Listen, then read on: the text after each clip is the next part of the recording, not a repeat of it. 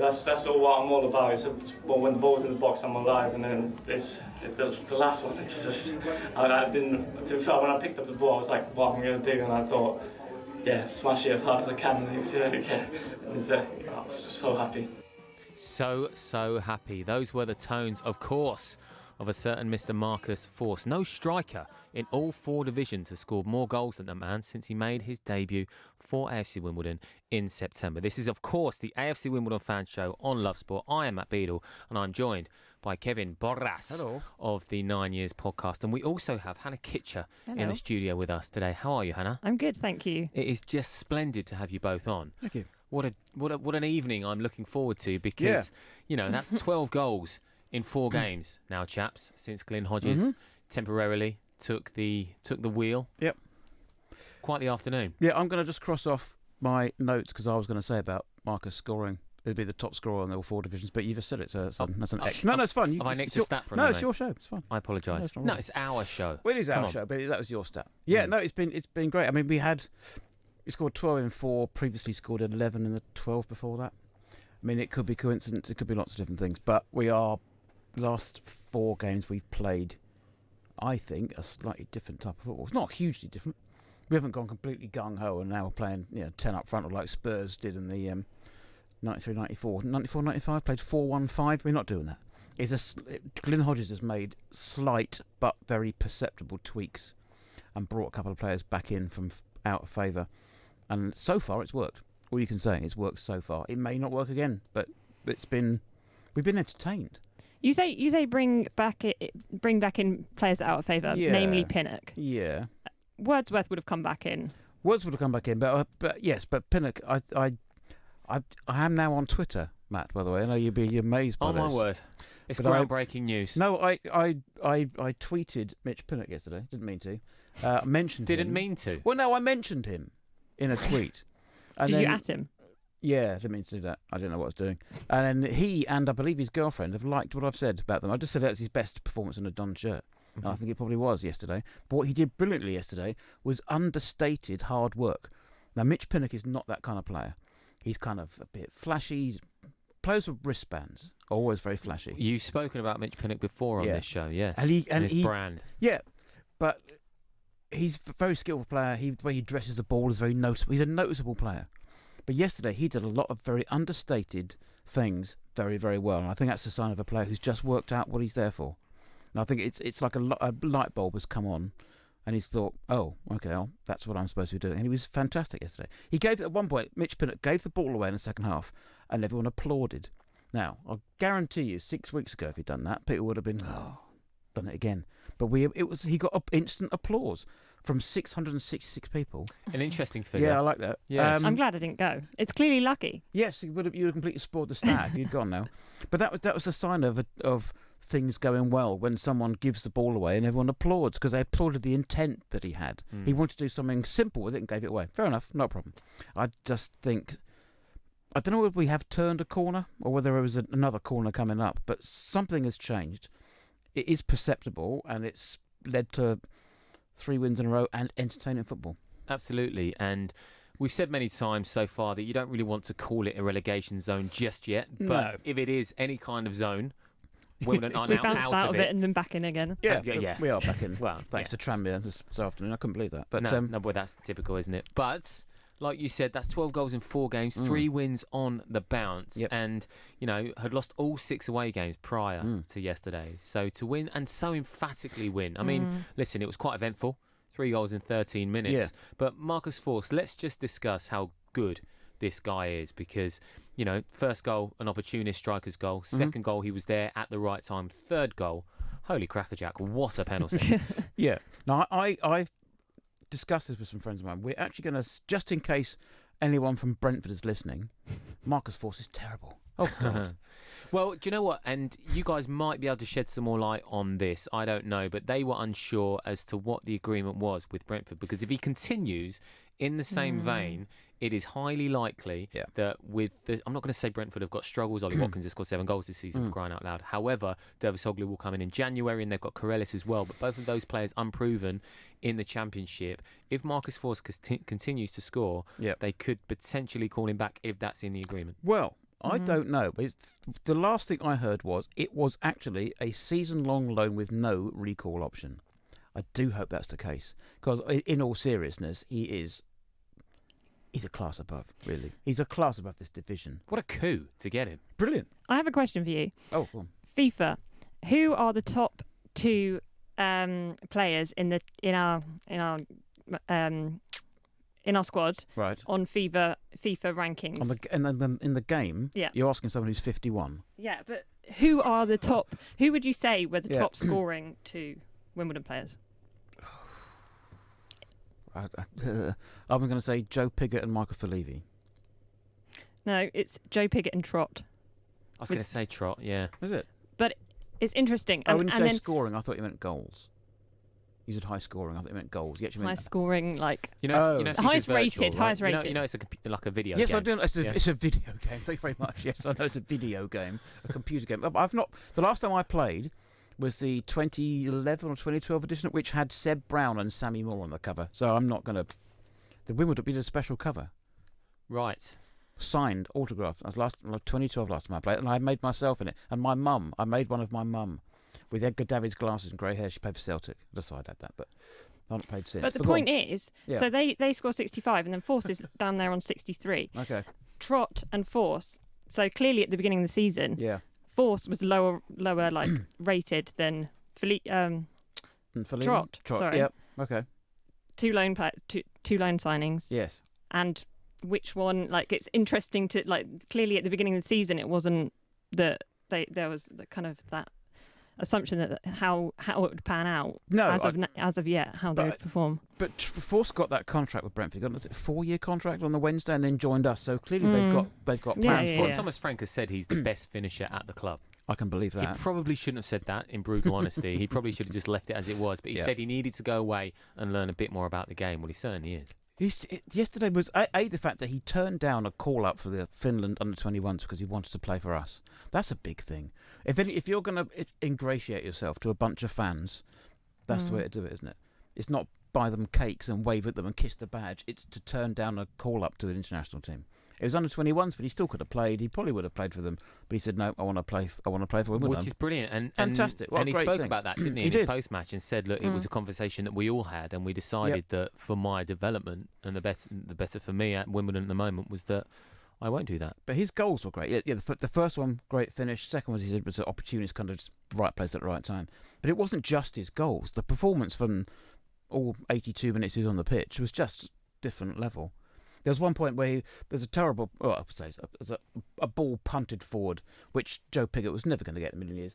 He just sort of, Forster took off behind him and took it in midair, almost behind himself with in a strange body shape he had to make to get the ball. And then as it landed, he just landed on his foot, and he turned and passed it to Anthony Wordsworth and turned around and got back in the box. It's like, how the earth do you do that? There's very few players in the Championship or Premiership could do that. His ability to control the ball. But I think what it is he just has the picture in his head of once he's got the ball, he knows what he's going to do with it. And that's the skill. You can't teach that kind of thing. I know you and David like pressing a bell when we mention a certain player, and we're not going to mention him by name. But last year we had a player on loan from a Premiership club who we shan't mention. I like this. Who made all the difference to our team, our season last year, and I think Marcus Force is going to do that this year. If we can keep him and he stays fit, he will be the difference between staying up and, I'm not going to use the R word, not staying up. I didn't say his name. Force. Marcus Force. Oh, that's fantastic. Thank you, that's great, Dave. That is producer David with a lovely addition. It's to lovely, the show. isn't it? That's better than the bell. Did you do the other one for the Loan Watch? We might have something up our sleeves, yes, for later on the show. Of course, there will be a Loan Watch. Yes, but it was just one of the best performances I've seen in a Wimbledon shirt for a long time, which is kind of unfair on Scott Wagstaff because he was fantastic yesterday. But that hat-trick was just top quality. And I think it was clever that I know he had a little niggling injury, but for Glyn Hodges to take him off and get that standing ovation, I think was quite clever because that will only boost his ego as well. Well, he got taken out with a horrific tackle from behind. Could have put him out for the season, and he shrugged it off, got up, carried on. I mean, it's just great. And the commitment of a kid. He's 20 years old. He's on loan from a Premiership team. He's an international. It's kind of, he is too good for us, but he wouldn't think it. But that interview, if people have seen the interview, he comes across really well. His English is spot on. He's lived, 4 years? Speaks fantastic English. And used a lot of interesting words that you wouldn't necessarily get in a footballer's vocabulary. Doesn't half feel like a baby as well, doesn't he? Almost like a baby-faced assassin. But that's the cliche of the day. So are you comparing him to Solskjaer? Well, in terms of his ability, it's actually not too dissimilar, to be fair, from when we first saw Ole Gunnar Solskjaer come to these very shores in 1996. Yeah, he's not too dissimilar. Made his debut against Wimbledon. He actually made his debut against Blackburn. Did he? Did he not play in that game then? No, he didn't play in the opening game of the season. He came off the bench at Old Trafford in a game against Blackburn. Yeah, and scored the equaliser late on. Thank you. Anyway. Put me right. So we've been talking about force a lot. The only question is, yes, is it hiding the fact that we don't have other strikers scoring goals? Is he masking that? Like, it is. I mean, Joe Piggott's got one. Kwesi's got a couple. Should have one yesterday. Michael Falevi hasn't scored in the league. I mean, it is masking things, but what a mask. If you're going to mask deficiencies in the team, mask it with the player that's on form in the all 4 divisions. It's great. It's given the club a boost. It's given fans something to look forward to. It's given us a new. You don't need a hero at my age, but you know what I mean. You want to look forward to seeing a player play. It's exciting. It is exciting. It's really exciting, and he was one player, of course, who played very well. Many other positives to take. You mentioned Wagstaff, Max Sanders with a great run for the second goal. Yeah, Sanders again is one of those players that seems to know what he's going to do with the ball before he's got it.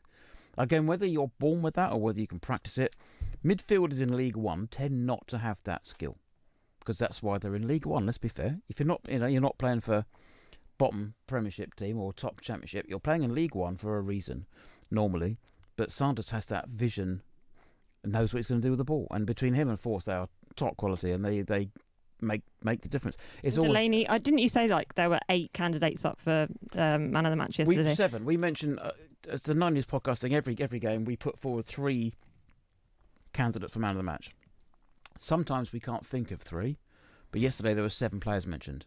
That's great. Could have probably been 8. Didn't mention Nathan Trott, who had a very good game as well, other than his kick that led to their goal. It was just positive. It's nice to come away from a game and talk about how good we were, or talk about individual performances, or talk about. We didn't talk about the referee. We didn't talk about how poor Southend were, and you kind of have to because they were pretty terrible. From when they scored to about 35 minutes, they were the better side. Other than that, they were atrocious. Sadly, I've got no problem with Southend whatsoever, but they were awful. You're allowed to say that. But I mean, you beat what's there. It's not our problem. That's the kind of game we could have lost and given Southend it's given us sort of some motivation for the rest of the season and given them momentum. Supposedly tomorrow they are going to appoint Henrik Larsson as their manager, which, had he been at the game yesterday, I think he might have left after 60 minutes and just said, yeah, no, I'm sorry, I've got to wash my hair or whatever. And why would you want that job? It's a strange job to have. And they've gone through, 12 managers in 15 years? It's not great. And Southend fans couldn't even bother to boo him off. Really? You could see they were about to boo. And even the annoying guy with the drum gave up on the hour. Well, speaking of the fans and play music, before we move on, can you give us a quick rendition? Show Me the Way to Plough Lane was sung quite heavily yesterday, wasn't it? Yes, it was. Come on in. I was singing that. It's not my song. No, there was a new song for Marcus Force to the tune of Wonderwall. Really? That didn't kind of go very well.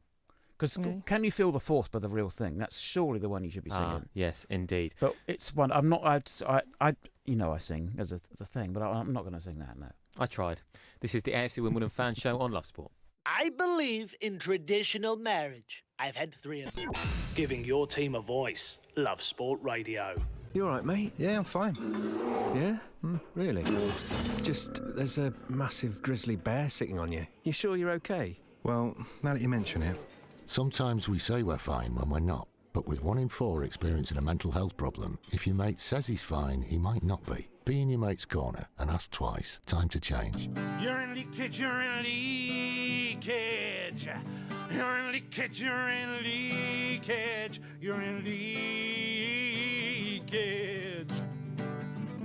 You're in leakage. kid, you're in leakage. Tenna men. Pants and pads. You're Discreet. Masculine. You're right. Secure absorption zone. Buy online or in shops. You're in. Tenna men. Keep control. You're in. No. If you see somebody showing any of the signs of a stroke, you don't have to think about it. You just dial 999. Use the FAST test. F. Face. Has their face fallen on one side? Can they smile? A. Arms. Can they raise both arms and keep them there? S. Speech. Is their speech slurred? T. Time. Time to call 999 if you see any one of these signs. Act fast, make the call, dial 999. Whoa! Look how much saturated fat is in these chocolate biscuits. It's surprising how much is in our food and drinks. For us kids, eating too much saturated fat can lead to harmful fat building up inside, which we can't see, increasing the risk of heart disease or stroke when we get older. So be food smart. Download the free Change for Life food scanner app and start making healthier choices today. This is Love Sport. It was fantastic. You know, we went 2-0 up early, and then when they scored, I think the panic set in again. I think we're like that. I think if we concede and we start backing off and dropping deep, and all sorts of errors come in. So luckily we got to half time at 2-2 and just said to them, relax, relax and calm down a little bit, and they did, to be fair. So I'm pleased that we had a bit. It wasn't as tight as it has been, because then the boys could enjoy it at the end, and that's a nice feeling to have that we've not had so far. Well, that was Glyn Hodges speaking after the victory at Southend yesterday. Quite interesting there. He was mentioning the fact that, you went ahead and then conceded, and he just had to get into the boys at half-time to tell them what was going on. In terms of AFC Wimbledon keeping a lead this season, that's where the issue has been, hasn't it? It's not been going ahead, it's been keeping hold of the lead. Yeah. Was any part of you concerned at the time when they pulled one back? Yes. Because we've lost 16 points from winning positions this season, which is the most in Europe, apparently. Yeah, when they got that goal straight after. It's odd. If they'd have scored a great goal, I think it would have been different, because it's such a poor goal to give away. Nathan Trott's kick out went straight to their left back. 5 seconds later, he's crossed it into the box and they scored. I mean, it's a dreadful goal to give away. Defensively, it wasn't great either. Because it was such a poor goal, it gave them a bit of momentum they didn't deserve. And they just kind of picked up. We were saying, if we can get into half-time level, we'll be okay. And we got into half-time ahead. A better team than Southend would have gone in ahead, I think. Because they had the play. They had so much more to play in that 25-minute spell, but they did nothing with it. Really, it was interesting, the possession stats. I didn't see them. They got like 60 something. Did they? Something, yeah. But they did nothing with the ball. It's what you do with the ball, isn't it? You look at the game today with Coventry Tranmere. I mean, Tranmere had one shot on goal. Coventry had 24, was it? And Tranmere scored those. The one stat that matters at the end of the game is the. But we are holding the ball longer than we had been as well, though. Despite that. Yeah, we had, but that to me is the influence of Anthony Wordsworth. We do need players who know what they're doing and just they're quietly efficient. And if Wordsworth's happy to do that, you need that. You don't need players making huge, great statements all over the pitch, whatever that means. You need them to be efficient, do their jobs. Indeed, you do. And a few people have responded to us on Twitter. Of course, if you want to get in touch, very easy to do so. 0208 70 20 558. You can WhatsApp us on that number or tweet us at Love Sport Radio. Or watch us on YouTube. Or watch us right now on YouTube. I mean, crikey. Kevin is looking dashing. He's got a blazer on. Yeah, I have, yeah. Look at him. Yeah. What a dreamboat. He did give me a rendition, by the way, showing to Plough Lane in the break. So at least I got that from him. Mod Womble has tweeted in, thank you, Liam. The Womble force getting all the credit, but the real heroes at the moment is Sanders and Wagstaff. Both been amazing, like you mentioned as well, Kevin. And Lee Finch has also said, I've been very critical previously about Waggy and Pinnock, but the last few games they've been top drawer. Waggy has always had a good attitude, but he has found his perfect position in the team. Has Pinnock realised this is his last chance? Possibly. Congratulations to Lee. Got engaged in New York during the week. Lee Finch. Lovely. Congrats, Lee, with Mrs. Lee. Mary, isn't it? His fiancée is called Mary. Mary Finch. She will be. Currently Shearer, I believe. There we go. We won't go with the marital habits of our followers. Exactly. Like Congratulations, Lee. Yeah, well done, Lee and Mary. Yeah, no, I think Pinnock has possibly realised, or someone has told him, look, you're 25, 26, you're a talented player, you could be playing higher than this if you put your mind to it.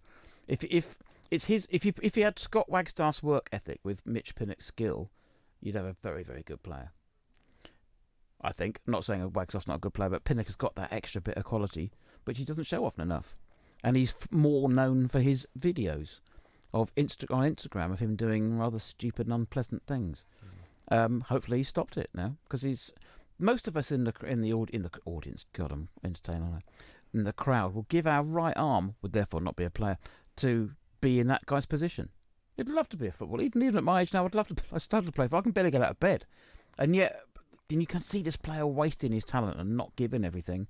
And the last few games, I think it's dawned on him. I don't know if it's just a natural thing and someone's told him, or he's just thought, hang on a minute, I'm not, because after that Brighton game in the leasing.com trophy, he was left out in the squad for the next 3 or 4 games. He wasn't even in the squad, not even in the bench. And now, after Wally's suspension, he comes straight back in, scores 2 goals, plays really well. It's something's happened in his head. Well, speaking of the suspension, we are going to move on to the ongoing managerial issue at AFC Wimbledon at the moment. Now, there used to be a TV show, and there is a well-known brand called Where's Wally, right? I'm a little bit like that at the moment. There's nothing out there. The last time I saw him was the Daniel Dubois-Tete fight. He was at the Royal Albert Hall watching that on BT Sport a couple of weeks ago. That was shortly after the news had been announced. But there's been nothing in the news. We've not heard anything from the club, right? No. So we don't know with regards to the 4th of October deadline that he had. We still don't know what's happening there, right? So, Kevin, I mean, in terms of this situation right now, do you think that Wally Downs is going to stay? Do you think he's on his way out? If he does go, will Glyn stay? Will Glyn go on his way out? Because Glyn has done an interview this week as well and said, I enjoy being a number 1 and a number 2. If Wally comes back in, it's business as per. I can't offer any more insight than that. I genuinely don't know. I mean... Is it a bit strange that no one knows? I don't know. I mean, I don't know. It's funny because sometimes with this club, fans say they want to know everything. Because we're a fans club, we should know the ins and outs of everything. And at other times, people say, well, we know too much. So it's that striking a delicate balance of, is there stuff to say? If there's nothing to say, if there's an ongoing investigation that takes 2 weeks or whatever, would you expect updates every day? I'm not sure you would. It's like a courtroom drama. I don't know, but we still don't know the facts of actually what happened.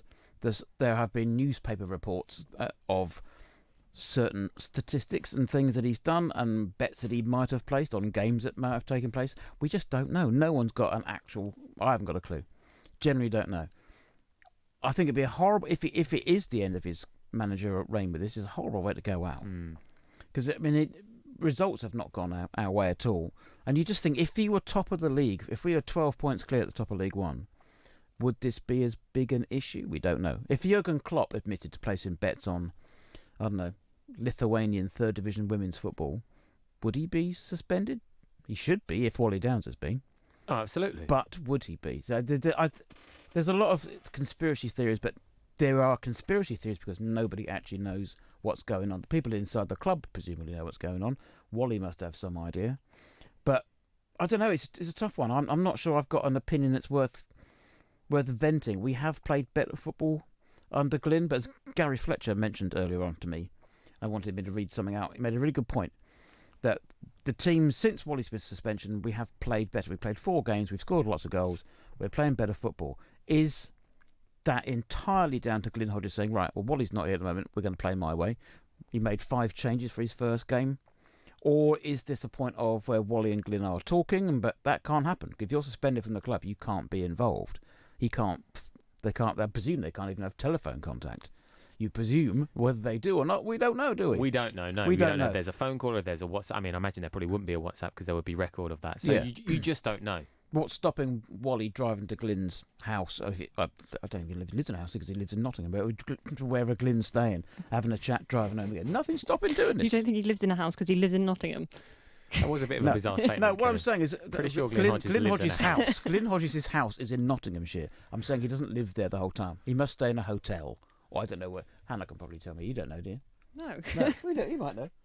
But he lives somewhere, of course. He's not in a tent on the side of the road on the A3, is he? But I'm saying he doesn't have a permanent residence in the area. What I'm saying. The black and white of it, Kevin, right, is we don't know. No, and when you look at the results since Glyn Hodges came in, there has been an upturn. We all know that is the black and white of it. So how difficult will it be to convince the fans to get back on Wally's side if he does come back in? There's a lot of fans who are still on his side. If you look at the Facebook groups, there's a lot of people upset with people even discussing if Wally doesn't come back, because we don't know. But it's conjecture. If he doesn't come back, what would happen? And people are upset by that, saying, well, he kept us up last year. The Great Escape, we're still trotting the Great Escape thing out. He did a fantastic job last year. Has anything changed?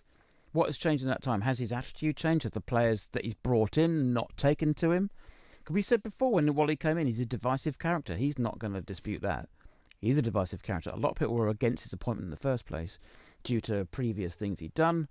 But as someone who saw him play saw his debut in 79, sorry, get that right, May 79, I loved him as a player, and I really wanted him to get the job.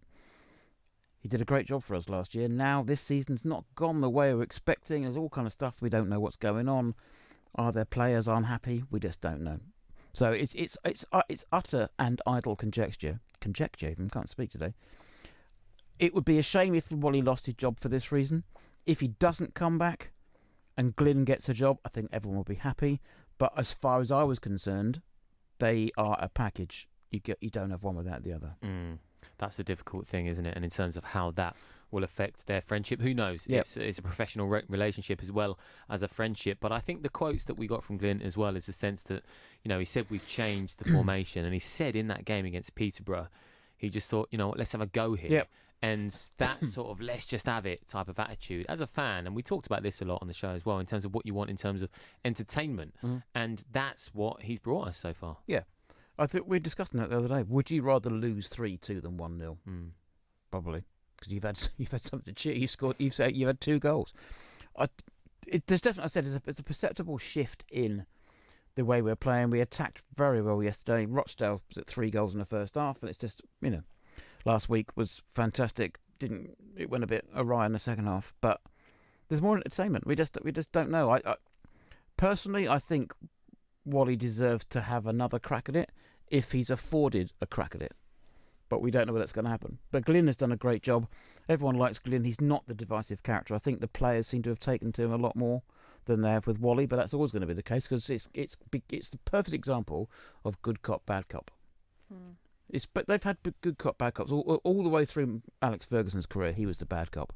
Whoever his assistant was, whether it was McLaren or Carlos Queiroz or Brian Kidd, they were the good cop, and that's what you've got with Glyn. And these players seem to have taken to that. Indeed they have. Mod Womble's had another say, by the way. Said it doesn't matter if he's done well for us last year and whether he did the Great Escape. Ranieri won the league for Leicester, and when he wasn't doing so well, he was sacked the next season. We're going to move on to some Don's Trust news next. This is Love Sport. Love Sport Breakfast with Richard Lee and Patrick Christys. You give a load of facts and then you go and give a wild prediction that's so horribly wrong every single day. Rich, I'll admit freely, I'll hold my hands up and say I just misunderstood the away goals rule. Fine, mate, but it doesn't make me a total idiot. No, that's fine, but every time you predict a score, you could not be more wrong. It's literally not true. We made a whole section. We've got a whole section of our show dedicated to you talking nonsense. Yeah. Every single day. Well, some would say we've got 3.5 hours dedicated to it, to be fair. Weekdays from 6 a.m. Get ready for Brexit on the 31st of October. This means that travelling to the EU will change. You'll need to check online if your passport is valid for travel to Europe. If you're planning on driving, you'll need to check if you have the right documents to drive and make sure your travel insurance covers all your healthcare needs. To keep your trip on track, check what you need to do at gov.uk/Brexit. Get ready for Brexit on the 31st of October.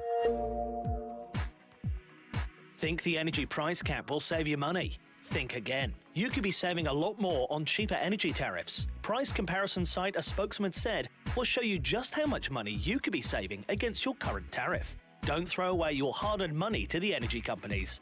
Check out aspokesmansaid.com and you could switch to cheaper bills in minutes. aspokesmansaid.com. Fighting for you, saving you money. There are many things a mother can pass on to her baby. Her smile, her eye colour, and her immunity to whooping cough. Whooping cough is a very dangerous illness for young babies, and at the moment it's spreading fast. A simple vaccination during your pregnancy can help to protect your baby in their first weeks. Please speak to your GP, nurse, or healthcare professional and pass on your immunity. Love Sport. This is the AFC Wimbledon Fan Show. Kevin, please be quiet on Love Sport. If you would like to join the debate, very easy to do so. 0208 70 20 558. You can WhatsApp us on that number as well, or tweet us at Love Sport Radio. We are going to move over to Miss Hannah Kitchen now, because you have some news about the Dons Trust Board. Yes, it's that time of year again. We have elections every year. Last year was the elections that I got on for a 2-year term. We everybody on the board stands for and serves for 2 years. This year there's 5 members of the board that are up for, so there's 5 spaces. And this week we had the announcement that there is enough candidates to have an election this year. And we have, how many candidates is it? 8 candidates. 8 in total. 2 are currently on the board, Jane Lonsdale and Mark Davis. Edward Leake is also on the board. He was co-opted to be the treasurer because last year 4 new candidates got onto the board, so it meant that there was quite a lot of churn. We lost our treasurer, so we co-opted in a treasurer. So he's standing, which is great. We also have Dennis Lowndes, Mark Sturgis, Graham Stacey, and Anne Williams, and Tim Hillier. Sorry. So yeah, it's this Saturday there'll be the little mini manifestos in the programme for the Portsmouth game. On the 3rd of November there'll be the 9 years hustings. Live on YouTube once again. They were good last year. They were good last year, I think. Why was it so good last year? What did it entail? It was the first year that I think in previous elections there'd been like maybe in-person hustings, but these were kind of all day. The 9 years team were based themselves in Kingsmeadow to do interviews on YouTube with all the candidates. And it was the first time it had happened, and I think it got created a bit more of a buzz around because it was a difficult time last year. There was the whole Neil Ardley thing. There was a lot of people standing for the board, and it was all kind of a vote for change. There was a lot of distress in the club. And so this was just a good way of showcasing the candidates and.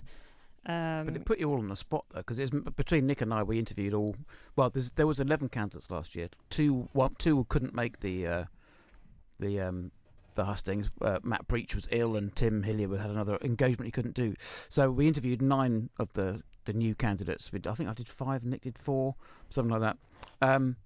And we kind of asked them roughly the same questions, but they were kind of tailored towards what they had done, the kind of personalities they had, and the kind of backgrounds they had as well, what they were bringing to the table.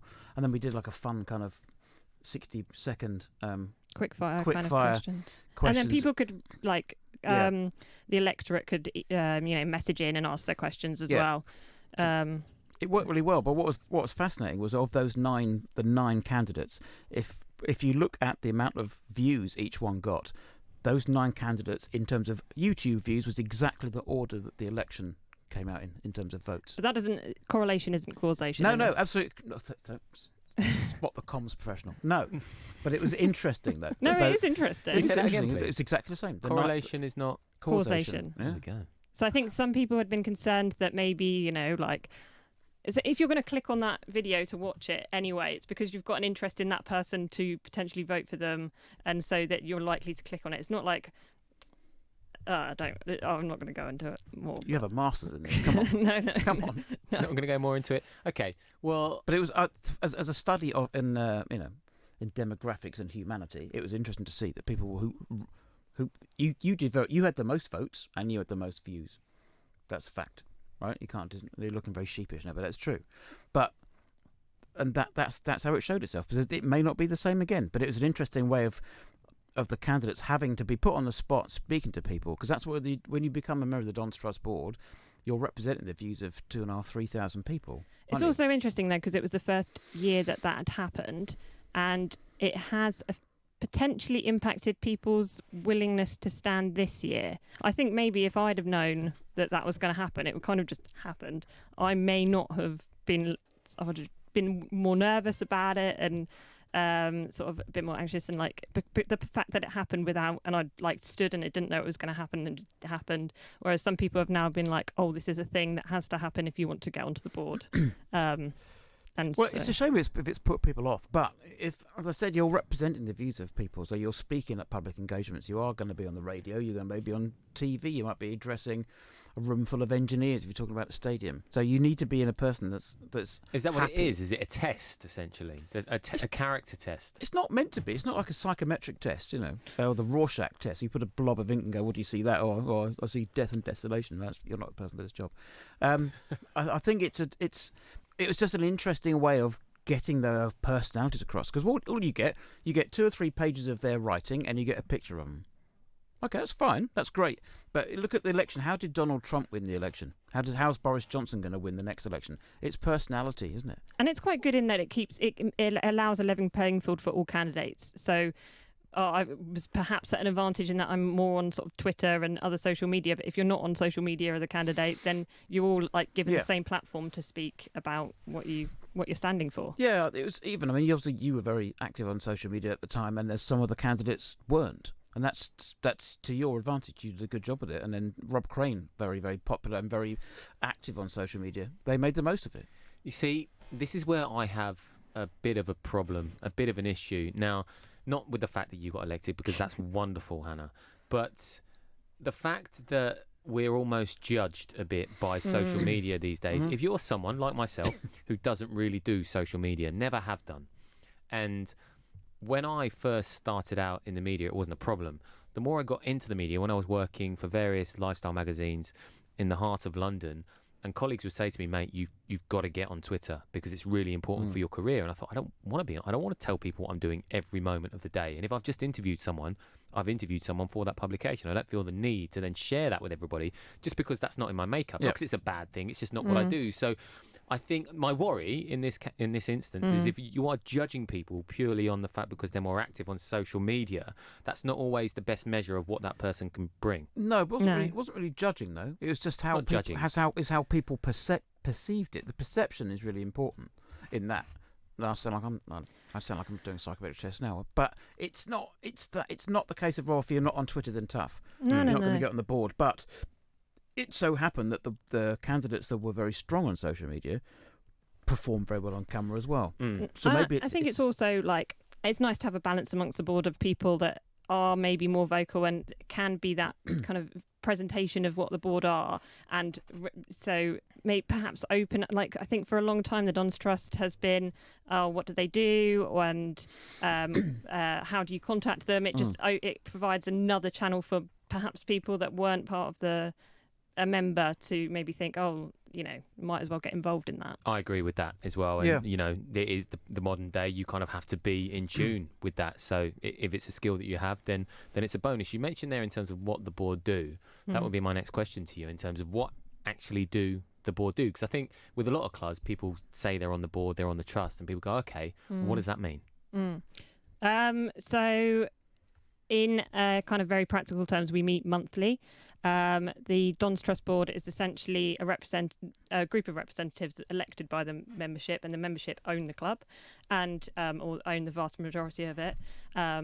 And we are there to, we meet with the football club board. They do the kind of footballing decisions and the day-to-day work and stuff, and we're there to kind of, they'll come to us and with what they're doing, and we're sort of like essentially that kind of check and balance to say, yes, this is, we approve this, we don't approve this. It's a kind of like in the same way that you have trustees of a charity, they're like the governance, we're kind of the governance of, but I mean we're there to do that purpose, but we also kind of do get involved in a lot of things maybe on a more practical level than your average board would, simply because we rely a lot on volunteers and volunteer time because we don't have a lot of money to, so we're kind of doing a lot of members of the board will convene a group of volunteers into like working groups to work on. We've got one on to rewrite our constitution at the moment, one on kind of membership.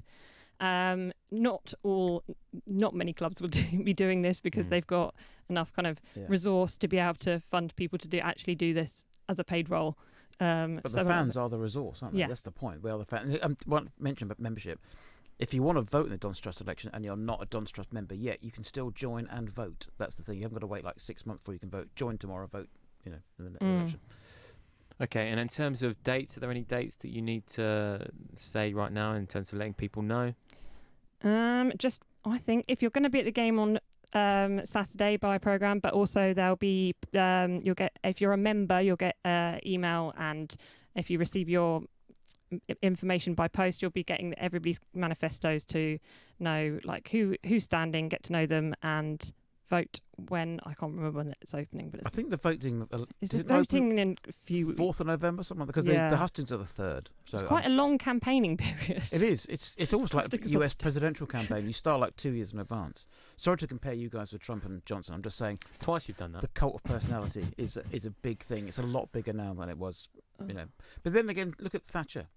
Margaret Thatcher, when she won the election. I know a lot of people who voted for Margaret Thatcher who did not vote Conservative before and haven't since. They liked her.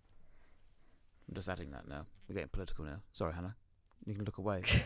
Not a problem. Well, a couple of people who had their say on this, Mark Hendricks being one. Of course, no surprises there. Mark on the show last week. Thoroughly enjoyed having him on. Thoroughly enjoyed his German apple cake as well. Did he bring you that cake? Was delightful. Yes, he did indeed. What a creep. Yeah, I know. No, it was lovely. It was lovely.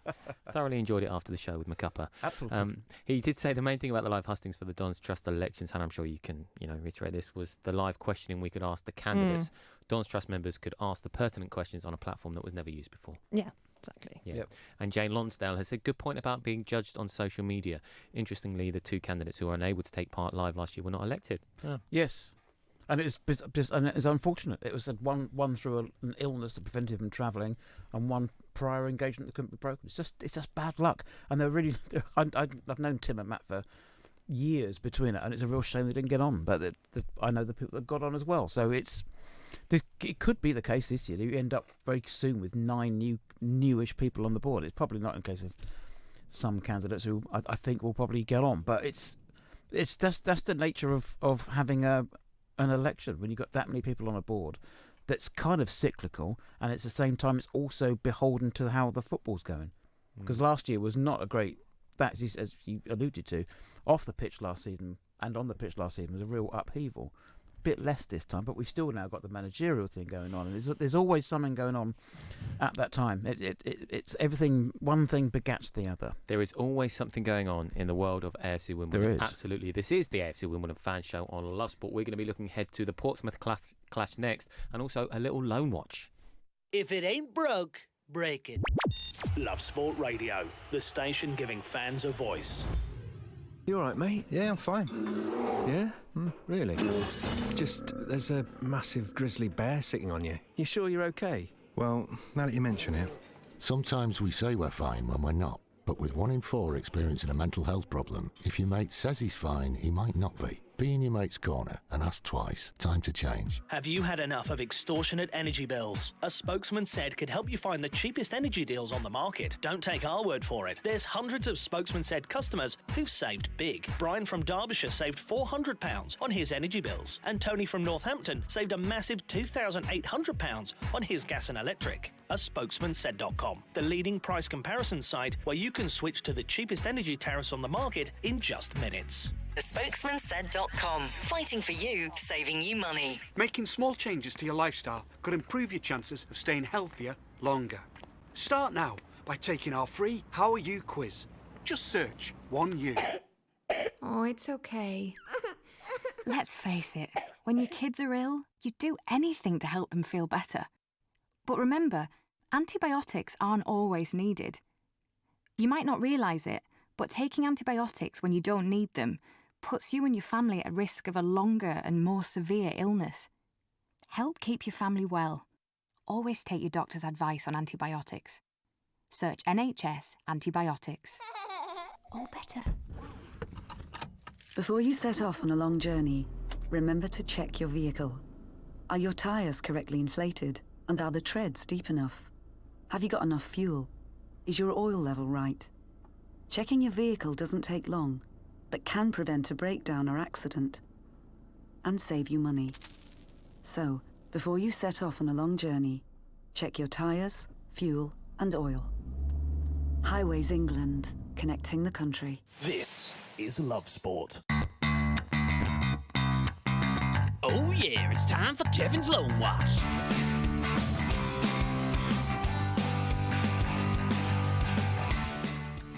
It is time for Kevin's Loan Watch. Did you hear that, Kevin?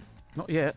You missed it. I did miss it. Can You I have missed it it. again? You were chatting in the... I knew Well, you no, would we miss were it. just I told looking you. at the next. Can I hear it again? No, it's gone now. Oh, he's going to bring it back at some point. Yeah, Go on, don't worry Dave. about it. We going again with the jingle. We're going straight again. We're going to go straight back in so Thank you you can so hear much. it, and everybody else can hear it all over again. I didn't have my headphones on. And in. Oh yeah, it's time for Kevin's Loan Watch. That's fantastic. There we go. No, It was I didn't worth a have my second go, headphones on wasn't because I was working out. I'm working out who's on loan to who. I hadn't done my research. Thank you, Dave. That's fantastic. So it is time for Kevin's It Loan Watch. is. You are going to give us an update as to those who are out and about. We have got a number of players on loan. We're not quite at Chelsea level with 36, but we've got. I'm going to talk about 6 players we've got on loan currently. Obviously, we've benefited from having players on loan, and then we now think we are benefiting again from sending players out on loan, getting good experience. So you've got Jack Rudoni, our promising central midfield player, playing for Tonbridge Angels. They won 5-1. Scored a goal. Well done, Jack. Excellent. Basingstoke Town have 2 of our players. They have Ruben Collins and Zach Robinson. And Zach scored. And Ruben played very well, apparently. We've got 17-year-old Ayub Assal, currently on loan at Met Police. But he's only just turned 17. He's currently their first choice central midfield player. That's a great sign. He's a very small, slight player, but very strong. That's going to help build him up hugely. And we've got 2 players out on loan at Leatherhead. So I forgot to mention, of course, that Tonbridge Angels won 5-1, as did Leatherhead, who featuring Tommy Wood, who scored a goal, and Finlay McNabb, who was fouled for a penalty. So all 6 of them doing very well, very well. And the idea, of course, we're known for our academy players, likes of Will Nightingale and Anthony Hartigan, Paul Ossu, bringing players in, become first-team players very soon. These kids are going to be our next. In maybe 2 years' time, you'll probably find, if not all of them, 4 or 5 of those will be in the first team in whatever division we're in. So it's great to see them doing well. And part of what they're doing is because they're playing in men's football. Because the chance, they're sitting on the bench in League One. That's not the same as actually playing. So they're playing against players in their 20s and 30s who've had good non-league careers. They're going to get a kick in. Let's be fair. If you're playing in the Ryman Premier League or playing in the Southern League Central or South Division, you're going to get some physical players up against you. Not going to do them any harm. So well done, boys. Keep it up. Keep it up, indeed. Thank you so much for the intro. That's fantastic. I'm sure we'll get that on again at some point. Perhaps it could be George's Loan Watch at some point. Yeah. I know he's a big fan of those lower league clubs, non-league clubs. It was non-league day on Saturday. It was non-league day, yeah. Yeah. Was any of that embraced at the football? I guess is it when you're in League One? Do you still pay attention to it? I would have done if he'd been away, much further away than I couldn't go to. I probably would have gone to I might probably gone to see Ebbsfleet, who have got 3 ex-Wimbledon players playing for them now. They've got Frankie Sutherland, Alfie Egan, and who else was it? God, the third. Oh, Andre Blackman. Now there's a blast in the past. Andre Blackman, our left back from the last season in the conference. What an interesting character Andre Blackman was. I'm not going to go into that. If you've seen him play, very, very talented player, but currently at the age of 26 on his 22nd club. So, you know, that kind of player. But very, very good player, and he played for Ebbsfleet yesterday, although he did concede an own goal. Oh, right. So that's nice. How do you know all this? I just know stuff. It's good. You've got the knowledge. Yeah. I bet George Jones knows that as well. Right. Oh, George knows, yeah. We're going to move on to the clash with Portsmouth next week. Now, this is huge because, you know, Portsmouth 4 points ahead of AFC Wimbledon at the moment in the League One table. They've not had the best start to a season considering where they were last season. Of course, won the EFL trophy and got to the semi-finals of the playoff, of course, qualified for that, but were defeated by Sunderland. They've not had the best start to life in League Two. They drew goalless against Gillingham, of course, yesterday, having won their previous 2. League One. Yeah. Excuse me? Best start to life in League One. What? Who are we talking about? Portsmouth. Portsmouth, yeah. Yeah. I said League One, didn't I? League Two. Did I? Yeah. Did you? Can we? Sure? No, don't worry. I'm not sure what you said now.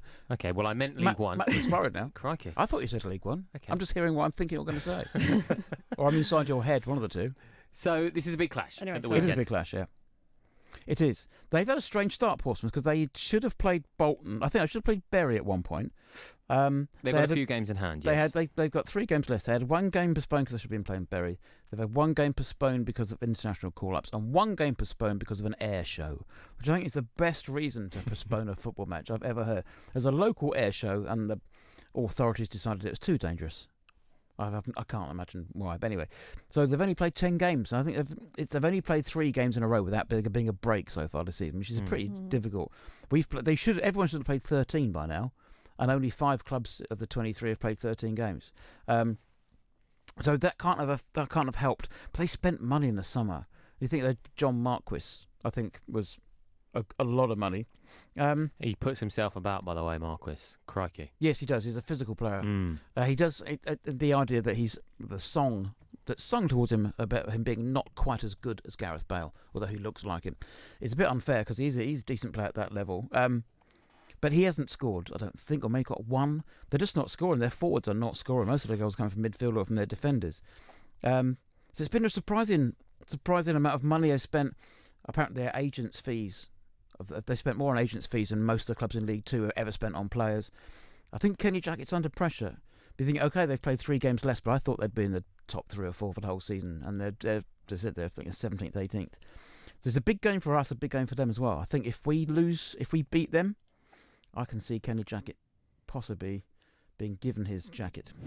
That's terrible, wasn't it? No jacket required. I'm not mentioning Phil Collins again. I think it's a huge game for both sides. It's definitely one I'm looking at winning now. Start of the season, that's the kind of game you think, okay, that's one we're probably going to lose. I think I did predict we'd lose this one. But I think the way things are turning, I think we can possibly get something. If we play like we did for most of yesterday, we could beat most teams in League One, to be honest. Do you really think so? Yeah, it was that good yesterday. It was that good. I mean, you're up against an opposition that were short of confidence and shipped 2 goals in the first 11 minutes. But we did play really well. But the intent was there. I mean, okay, we'll have to do a bit more to do that. We're not going to beat them 4-1. But I think if we play like that for most of that game, we've got a good chance of nicking it. It won't be as as simple as yesterday was. But Portsmouth should be higher up. You just don't know how they've actually managed to be this average, having spent a couple of £1 million in the summer. Where that money comes from, we don't know. But I think this is the closest we've come to them. And I mean, when you look at the head-to-heads as well, of course, last victory was in League 2 in March 2015. Of course, that was the last time that you were able to beat Portsmouth the past 3 seasons. Not been on the winning side. No, they've always been a little bit better than us. They've been stronger and they've been bigger and they've been quicker. We beat them in the League Cup start of last season. But I think they made about 9 or 10 changes to that side. But I think this is the closest we've come to them. They should be better than us. They should still be bigger and quicker. You think the money they got from Jamal Lowe going to Wigan, where's that money gone? They have not really spent it very wisely, I would say. But I'm looking forward to it. They've also got that drum. Oh, the guy with the drum. Yeah, they've got the guy with the drum. Yeah, they've got and the bell. Well, Jonathan Portsmouth Football Club Westwood. Yeah. Little tale. Been to his house. Have you? Whether he still resides there, I don't know. But it was a funny old place. He lived above what was a tattoo parlour, I believe. And it's quite the sight. He was a very pleasant individual, Jonathan Portsmouth Football Club Westwood, yeah.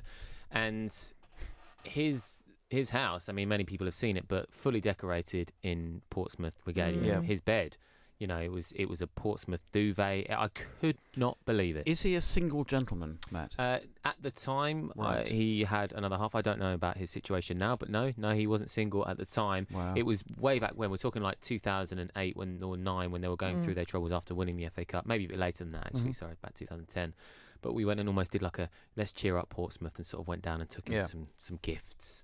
Yeah, nice. It was an interesting afternoon. Because he runs an antiquarian bookshop. That's correct. Is it in Petersfield? I don't know exactly where it is. Because he has a remarkably normal life for a man who's named himself after his football club and wears a top hat and a waistcoat and no shirt and monster feet. That's not a normal kind of activity, is it? But I mean, I think he's a great character. I want to mention this actually, if you don't mind. I'm starting my own podcast in a couple of weeks' time called Time Added On for Sausages. And very kindly, your programme manager has invited us to record in the studio next door. Lovely. Time Added On for Sausages. Time Added On for Sausages. Okay. There'll be a story why that's called that. And we're hopefully going to talk to him because we're looking at characters. And it's for people who support teams that don't win anything.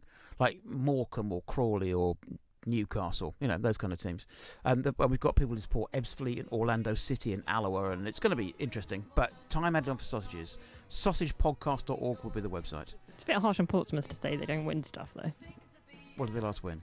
They won the FA Cup, didn't they? 9 years ago. Okay, guys, to finish on that note, there's your podcast plug. This has been the AFC Wimbledon fan show. We've got a certain Mr. Force to play us out. It's fantastic. Like, it's not even today, so every game I've been there, the fans have been absolutely amazing. So I just want to thank you all, because it's been the team. It means so much to us, and you kept us going. And because when we were doing well, you kept us going, and there we are. Here we are, 6 points, and now we keep going. Free, the Wombles of Wimbledon, common are we.